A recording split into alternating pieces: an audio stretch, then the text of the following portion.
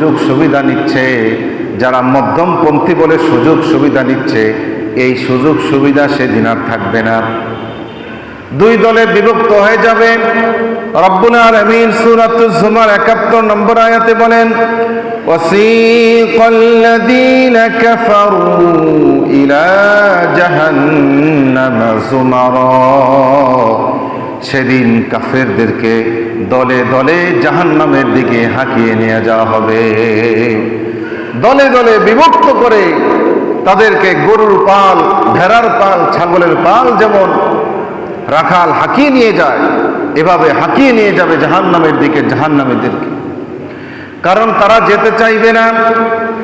জাহান্নাম ৫০০ মাইল দূরে অথবা ৫০০ বছর দূরে। আল্লাহর নবী বলেছেন, এত দূর থেকে জাহান্নামের আযাব পাওয়া যাবে, জাহান্নামের গরম বাতাস পাওয়া যাবে, জাহান্নামের চিৎকার পাওয়া যাবে। জাহান্নাম সেদিন গর্জন করতে থাকবে। রব্বুল আলামিন সূরাতুল মুলকের মধ্যে আল্লাহ বলেন, ইযা উলকু ফিহা সামিউ লাহা শাহীকান ওয়া হিয়া তাফুর তাকাদু তামাইয়াজু মিনাল গায়ব। যেদিন পাপিষ্ঠ অপরাধী কাফিরদেরকে জাহান্নামে নিক্ষেপ করা হবে, সামিউ লাহা শাহীকা, জাহান্নামের ভীষণ চিৎকার শোনা যাবে, জাহান্নামের গর্জন শোনা যাবে। তাকাদু তামাইয়াজু মিনাল গায়ব, জাহান্নাম সেদিন ক্রোধে ফেটে পড়বে, রাগে গোসায় ক্রোধে জাহান্নাম ফেটে পড়বে। যে অপরাধী দুনিয়ার অল্প কিছু দিনের হায়াত পেয়ে, অল্প কিছু ক্ষমতা পেয়ে, অল্প কিছু টাকা পয়সা পেয়ে আল্লাহর নাফরমানি করে শেষ, আজকে আমার মধ্যে এসেছি, দেখ আমার ব্যবহার কেমন। জাহান্নামে অপরাধীদের উপর ফেটে পড়বে, গোসায় ক্রোধে ফেটে পড়বে।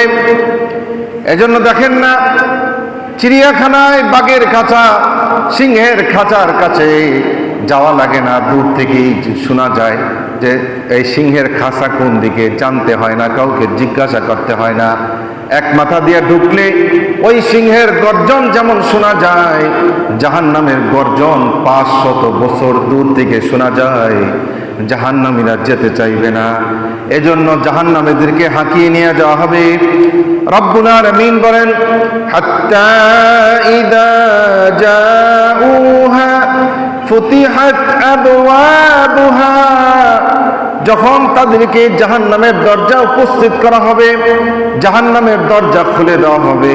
ওয়াকালা লাহুম খাজানাতুহা, জাহান্নামের যারা প্রহরী, যারা জাহান্নামের রক্ষক, জাহান্নামের কাজে নিয়োজিত ফেরেশতারা তাদেরকে বলবে, আলাম ইয়াতিকুম রাসূলুম মিনকুম ইয়াতলুনা আলাইকুম আয়াতি রাব্বিকুম।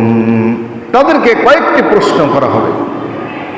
জাহান্নামের প্রহরীরা, জাহান্নামের দারোগা যিনি, তার নাম হলো মালিক দারোগা, এই মালিক তাদেরকে কয়েকটি প্রশ্ন করবে।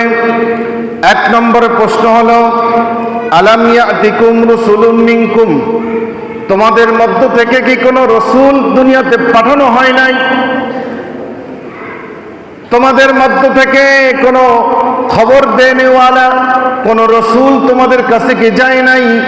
ইয়াতলুনা আলাইকুম আয়াতি রাব্বিকুম, যিনি তোমাদের রবের আয়াতগুলো তোমাদেরকে তিলাওয়াত করে করে শোনাতেন, এমন কোন রসুল কি যায় নাই?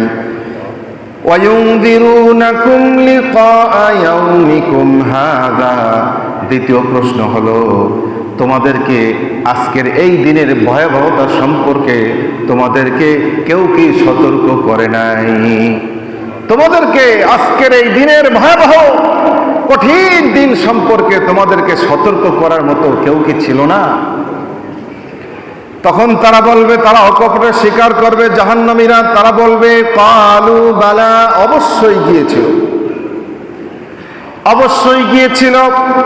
ওয়ালাকিন হাক্কাত কালিমাতুল আযাবি আলাল কাফিরিন, কিন্তু বাস্তব কথা হলো কাফেরদের উপর কালিমাতুল আযাব, শাস্তির বার্তা, শাস্তির হুকুম বাস্তবায়িত হয়েছে। এজন্য রসুল যাওয়ার পরেও, সতর্ককারী যাওয়ার পরেও তাদের কথা এ সমস্ত কাফেররা কানে নেয় না, কানে নেয় না, শুনে না। অন্য আয়াতে আল্লাহ রাব্বুল আলামিন আরো চমৎকার ভাবে সূরাতুল মুলকের মধ্যে বলে, আয়াত নম্বর 9, ক্বালু বালা ক্বাদ জাআনা নাযীর, তারা সেদিন বলবে অবশ্যই অবশ্যই, ক্বাদ জাআনা নাযীর, আমাদের কাছে সতর্ককারী এসেছিল, অবশ্যই এসেছিল। ফাকাযযাবনা, কিন্তু আমরা তাদেরকে মিথ্যা প্রতিপন্ন করেছি, আমরা তাদের কথা বিশ্বাস করি নাই, তাদেরকে মিথ্যুক মনে করেছিলাম। ওয়াকুলনা মা নাযালাল্লাহু মিন শাই, এবং আমরা বলেছিলাম যে আল্লাহ আসলে এগুলা কিছুই নাজিল করে নাই। কাফেররা সেদিন এই কথা স্বীকার করবে যে আমাদের কাছে অবশ্যই এসেছিল, কিন্তু আমরা তাদেরকে মিথ্যা বলেছি যে তোমরা মিথ্যা বলতেছো, আল্লাহ এগুলা নাজিল করে নাই। এই যে গত কয়েকদিন আগে বাংলাদেশের একজন তাসলিমা নাসরিনের জন্মদিন গেছে, নাম তার বেগম রোকেয়া, কি নাম? বেগম রোকেয়া। রাষ্ট্রীয়ভাবে তাকে হাইলাইট করা হয়, বলা হয় সে নাকি নারী মুক্তির অগ্রদূত, সে নাকি নারীদেরকে মুক্তি দিয়েছে। না না, সে নারীদেরকে জাহান্নামের পথ দেখিয়েছে। এই তাসলিমা নাসরিন খ্যাত বেগম রোকেয়ার বইগুলা পড়বেন, আমি বলি নাই। তার রোকেয়া সমগ্র বই আছে, বাংলা একাডেমি থেকে ছাপানো হয়েছে। এই বইয়ের মধ্যে সে লিখেছে আমাদের নবীর কথা বলতেছে, নবী নাকি বলেছে যে সমস্ত নারীরা পুরুষদের অধীনে থাকবে। এটা আসলে নবীর কথা না, এটা হলো আল্লাহর কথা। রাব্বুল আলামিন কোরআনে হাকিমে বলেছেন যে নারীরা পুরুষদের কর্তৃত্বের মাধ্যমে থাকবে। বিয়ে যখন হয় নাই তখন থাকবে বাপের অধীনে, বিয়ে হয়ে গেছে স্বামীর অধীনে, স্বামী মারা গেছে বড় ছেলের অধীনে, বাবা না থাকলে বড় ভাইয়ের অধীনে তারা থাকবে। এটা আল্লাহ তাআলার বাণী। সে কিতাবের মধ্যে, তার বইয়ের মধ্যে লিখেছে যে নবী এইগুলা বলেছে, আর আহাম্মক মূর্খ মহিলারা এগুলা বিশ্বাস করে নিয়েছে। নাউজুবিল্লাহ মিন যালিক। মুহাম্মদ আইন করেছে, নাউজুবিল্লাহ মিন যালিক। আরো জঘন্য জঘন্য ভাষা লিখেছে। আমরা যাদেরকে এতদিন মনে করতাম যে তারা অনেক বড় কিছু, তারা আমাদের মাথার তাজ, তারা আমাদের অগ্রপথিক, আমাদের পথ দেখাবে, এসব কথা যে অত্যন্ত ভুল ছিল, এগুলা এখন প্রকাশের সময় এসেছে। আল্লাহ এবং আল্লাহর রসুল ছাড়া কেউ আমাদের আদর্শ হতে পারে না, পারে? এই যে কাজী নজরুল ইসলাম, তার নাম আমরা জানি সে একজন ওলি আল্লাহ কিসিমের লোক। আসলে সে ওলি আল্লাহ না, সে বহুত বড় বজ্জাত, বদমাইশ। তার ছেলের নাম লেখছে মোহাম্মদ কৃষ্ণ, নাউজুবিল্লাহ। তার 6 ছেলে, মানে অর্ধেক অর্ধেক মিলায়, অর্থাৎ সে নিজে একটা ধর্ম তৈরি করছে, মোহাম্মদ কৃষ্ণ, নাউজুবিল্লাহ। সে মুসলমানদের গজল মজল লেখা মুসলমানদের কাছে যেমন প্রিয়, হিন্দুদের শ্যামা গান লেখা কিন্তু আবার হিন্দুদের কাছে প্রিয়। বিয়ে করছে একটা হিন্দু, জানেননি আপনারা? তার বউ যে হিন্দু ছিল এটা জানেন?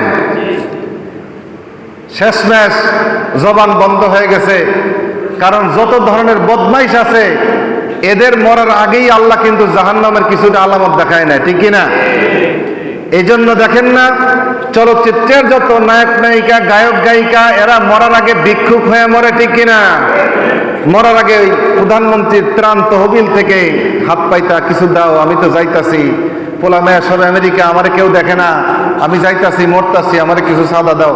কিছু আছে ক্যান্সারে ভুইগা মরে, কিছু আছে নিজের গুলি নিজে খেয়ে মরে, আত্মহত্যা করে মরে। আসলে এগুলা হলো কোরআনের বিধান।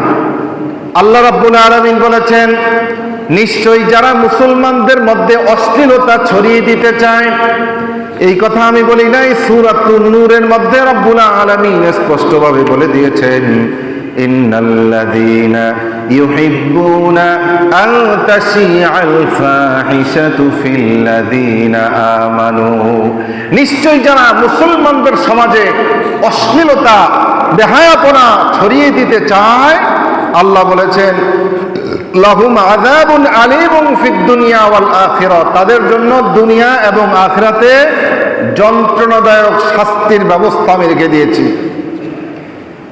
শেষমেশ জবান বন্ধ হয়ে গেছে এই কাজী নজরুল ঠাকুরের।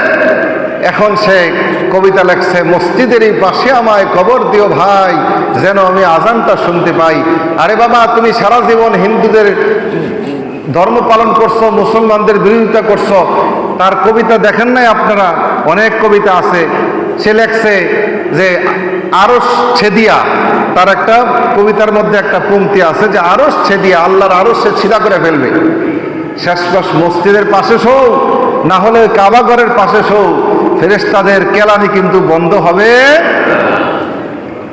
এজন্য ভাইরা আমার, এই যে যত বদমাইশ দুনিয়ার বুকে আছে, যত কাফের মুরতাদ, যত নাস্তিক বেঈমান আছে, তারা সবাই কিন্তু এক ধর্মের অনুসারী। আল্লাহর রাসূল বলেছেন, আল কুফরু মিল্লাতুন ওয়াহিদা। দুনিয়াতে যত কুফর আছে, যত নাস্তিকতা আছে, আল্লাহর যত বিরোধিতা আছে, সবার ধর্ম হলো এক। সবাই মনে করে যে নবী যেটা নিয়ে এসেছেন, আল্লাহ কোরআন যেটা বলেছে, ওলামা একরাম যেটা বলে, এটা হলো মিথ্যা। যত কাফের মুরতাদ আছে সবাই কিন্তু এটা মনে করে।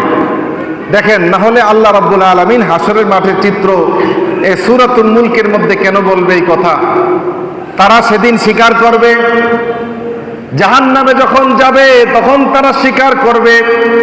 দেখেন না, অপরাধী যারা যখন দেখে আমার আর কোনো উপায় নাই, আমার ফাঁসি হয়ে যাবে, তখন কিন্তু তারা সবকিছু বলে দেয়, ঠিক কিনা?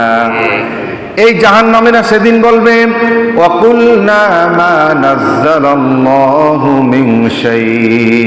আমরা বলতাম, তারা বলবে সেদিন যে আমরা বলতাম যে আল্লাহ আসলে কিছু নাজিল করেন নাই। এই সব মোল্লা মৌলবীরা এগুলা নিজেরা বানায় এগুলা বলতেছে।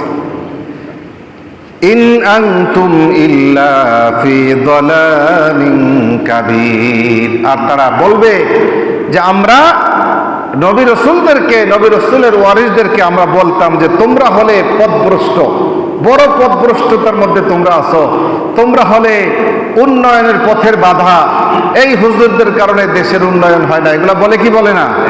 এক শ্রেণীর লোক আছে না, দেশের উন্নয়নের বাধা হইল মোল্লা মৌলবীরা, এদের কারণে দেশটা উন্নত হইতে পারে না।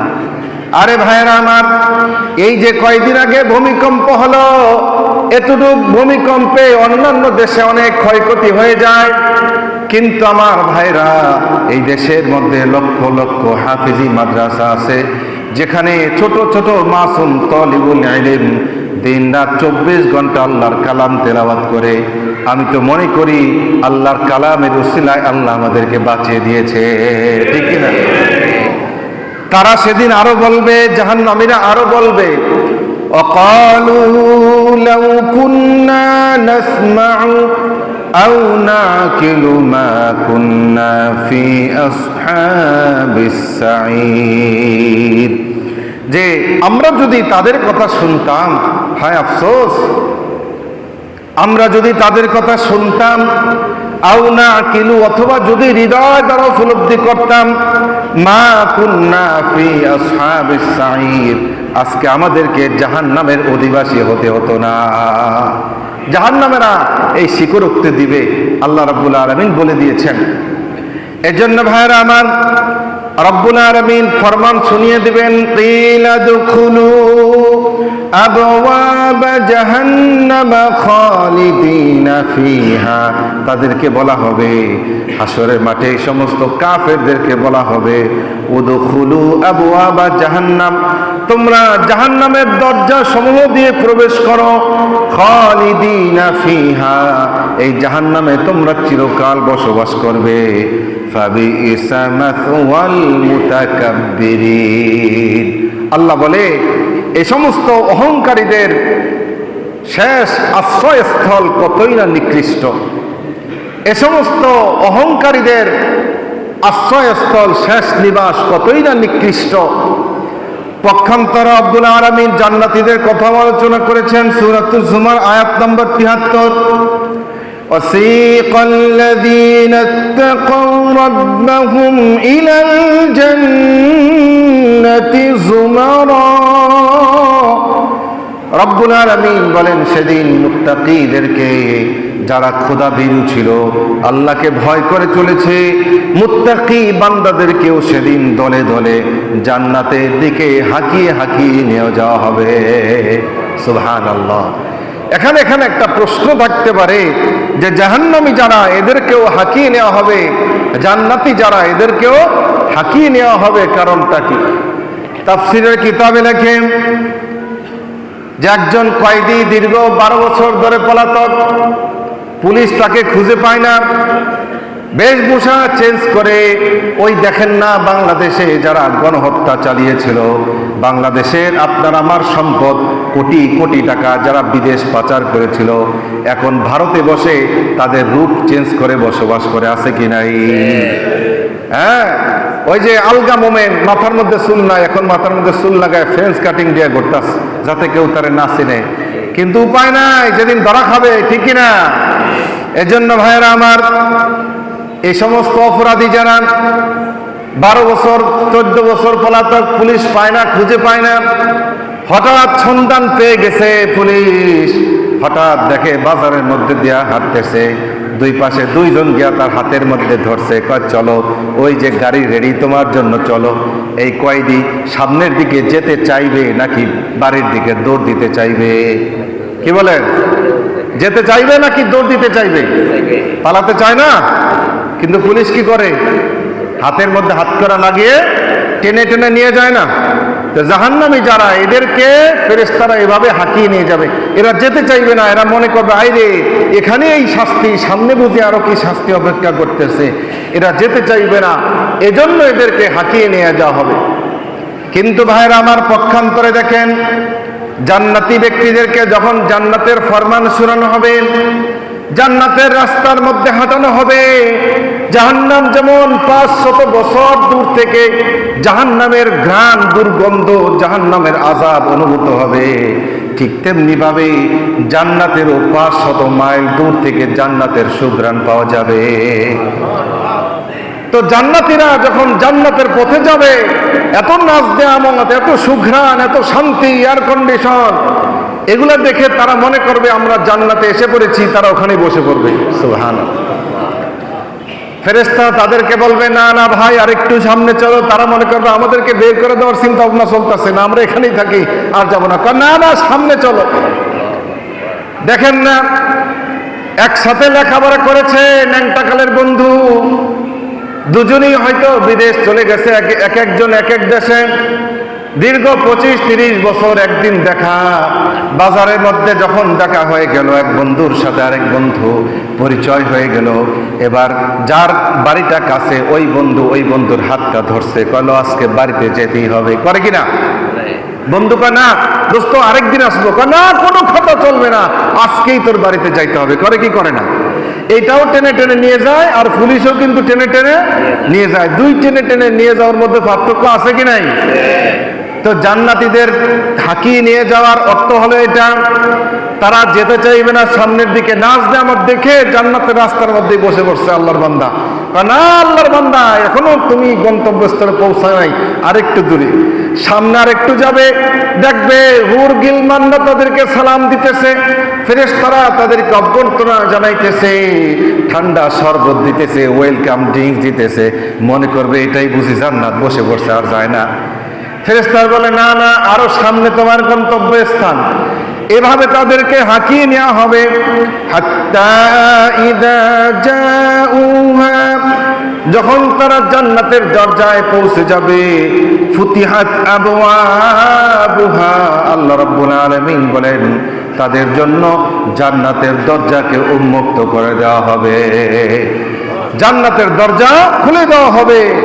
وقال لهم خزنتها, তাদেরকেও জান্নাতের যিনি খাজেন রিজওয়ান ফেরেশতা, এই জান্নাতের খাজেন দাঁড়িয়ে থাকবে আগেই, قال لهم, তাদেরকে বলবে সালামুন আলাইকুম, তোমাদের প্রতি শান্তি বর্ষিত হোক, তিবতুম, তোমরা সুখে শান্তিতে বসবাস করো, ফাদখুলুহা খালিদিন, এবং জান্নাতে তোমরা চিরকালের জন্য প্রবেশ করো। সুবহানাল্লাহ। জান্নাতের ফেরেশতারা তাদেরকে অভ্যর্থনা জানাবে, যেমনি ভাবে জাহান্নামের ফেরেশতারা জাহান্নামীদেরকে অভ্যর্থনা জানাবে, ঠিক তেমনি ভাবে জান্নাতের ফেরেশতারাও কি করবে? অভ্যর্থনা জানাবে, সালাম দিবে। তখন সেদিন জান্নাতীদের কথা কি থাকবে দেখেন, তখন তারা বলবে ওয়াকালুল হামদুলিল্লাহিল্লাযী সাদাকানা ওয়াদা। তারা সেদিন বলবে সমস্ত প্রশংসা ওই আল্লাহ তাআলার জন্য যিনি তার ওয়াদাকে বাস্তবায়ন করেছেন। সুবহানাল্লাহ। যে সমস্ত প্রশংসা আল্লাহর, যিনি তার ওয়াদাকে সত্যে পরিণত করে দেখিয়েছেন, বাস্তবায়ন করেছেন। তিনি আমাদের সাথে মিথ্যা ওয়াদা করেন নাই। দুনিয়াতে কোরআনে আমরা যা পড়েছি, নবী রাসূলরা যা বলেছে, উলামা ইকরাম যা বলেছে, বাস্তবিকতাই আমরা পেয়েছি। আল্লাহ তাআলা তার ওয়াদাকে সত্য করেছেন। ওয়াউরাসানাল আরদা, এবং তিনি আমাদেরকে জান্নাতের এই জমিন মিরাস সূত্রে দান করেছেন। সুবহানাল্লাহ। জান্নাতের জমিন কি সূত্রে? মিরাস সূত্রে, ওয়ারিস সূত্রে। কারণ আমাদের মা বাবা আদম এবং হাওয়া তারা কোথায় ছিল? জান্নাতে। সুতরাং এই আদম এবং হাওয়ার যারা সুসন্তান, যারা নেক সন্তান, তারা বাবা মায়ের ভূমিতে ওয়ারিস হিসাবে জান্নাত পেয়ে যাবে। সুবহানাল্লাহ। কিন্তু যারা কুসন্তান, এরা ওয়ারিস হিসাবে জায়গা পাবে না, এরা জাহান্নামে যেতে হবে। সুবহানাল্লাহ। কত সুন্দর কথা আল্লাহ বলেছেন। ওয়াউরাসানাল আরদা, আমরা জান্নাতের এই জমি ওয়ারিস সূত্রে পেয়েছি। নাতাবাওয়াউ মিনাল জান্নাতি হাইথু নাশা, আমরা জান্নাতের মধ্যে যেখানে ইচ্ছা আমরা থাকতে পারি, ঘুরতে পারি, খাইতে পারি, কোনো বাধা নিষেধ নাই। এজন্য অনেকে প্রশ্ন করে, হুজুর জান্নাতের মধ্যে ভাই বোনের সাক্ষাৎ হবে কিনা, বাবা মায়ের সাথে সাক্ষাৎ হবে কিনা, সন্তানের সাথে সাক্ষাৎ হবে কিনা? ভাইয়েরা আমার, এই যে জান্নাতীদের কথা, না তো বাউওয়াউ মিনাল জান্নাহ, আমরা যে কোনো জান্নাতে যেতে পারবো। বাবার জান্নাতে সন্তান যেতে পারবে, সন্তানের জান্নাতে বাবা যেতে পারবে, ভাইয়ের জান্নাতে বোন যেতে পারবে, বোনের জান্নাতে ভাই যেতে পারবে, দেখা সাক্ষাৎ করবে, ভাগ করে দেওয়া থাকবে। শনিবার এদের সাথে সাক্ষাৎ, রবিবার এদের সাথে, সোমবার এদের সাথে, এভাবে পুরো সপ্তাহ শিডিউল করা থাকবে কোন দিন কার সাথে সাক্ষাৎ করবে। কিন্তু জুমার দিন, শুক্রবার সবাই মিলে আল্লাহ তাআলার সাক্ষাৎ করবে। রব্বুল আলামিনের দিদার নসিব হবে। হাদিসের মধ্যে রাসূল আরবি সাল্লাল্লাহু আলাইহি ওয়াসাল্লাম বলেন, যখন জাহান্নামীরা জাহান্নামে চলে যাবে আর জান্নাতীরাও জান্নাতে চলে যাবে, আল্লাহ রাব্বুল আলামিন জান্নাতীদেরকে ডেকে বলবে, ও জান্নাতীরা, আমি কি তোমাদেরকে একটি নিয়ামত দেব কিনা? আমি কি তোমাদেরকে একটি দান করব কিনা? আমি কি তোমাদেরকে একটি উপহার দেব কিনা? জান্নাতীরা বলবে, রব্বুল আলামিন, আপনি আমাদেরকে জাহান্নাম থেকে বাঁচিয়েছেন, কাহা বাঁচিয়েছি। আপনি আমাদেরকে জান্নাত দিয়েছেন, কাহা দিয়েছি। আপনি আমাদেরকে ইজ্জত দিয়েছেন, কাহা দিয়েছি। আপনি আমাদেরকে এত এত নাজ নেয়ামত দিয়েছেন, কাহা দিয়েছি। জান্নাতীরা বলবে, ও আল্লাহ, আমরা আর কি উপহার আপনার কাছে চাইতে পারি? তখন আল্লাহ রাব্বুল আলামিন তার নূরের পর্দা সরিয়ে দিবেন। আল্লাহু আকবার। আল্লাহ তাআলা নূরের পর্দা সরিয়ে দিবে। সব জান্নাতীরা আল্লাহ তাআলার দিদার লাভ করবে। সাহাবায়ে কেরাম বলে, ইয়া রাসূলুল্লাহ, সবাই মিলে আল্লাহকে দেখতে অসুবিধা হবে নাকি? কয়, যখন পূর্ণিমার চাঁদ আকাশের মধ্যে উঠে তখন কি চাঁদ দেখতে তোমাদের অসুবিধা হয়? কয় না। আল্লাহ রাব্বুল আলামিন কেউ সেদিন কোন জান্নাতি দেখতে কোনো অসুবিধা হবে না। আল্লাহ তাআলার দিদার লাভ হয়ে যাবে। এক টানা ৭০,০০০ বছর ধরে জান্নাতীরা আল্লাহকে দেখতে থাকবে। হঠাৎ পর্দা পড়ে যাবে। সব জান্নাতীরা মনে করবে, মাত্র কয়েক সেকেন্ডের জন্য বুঝি দেখলাম।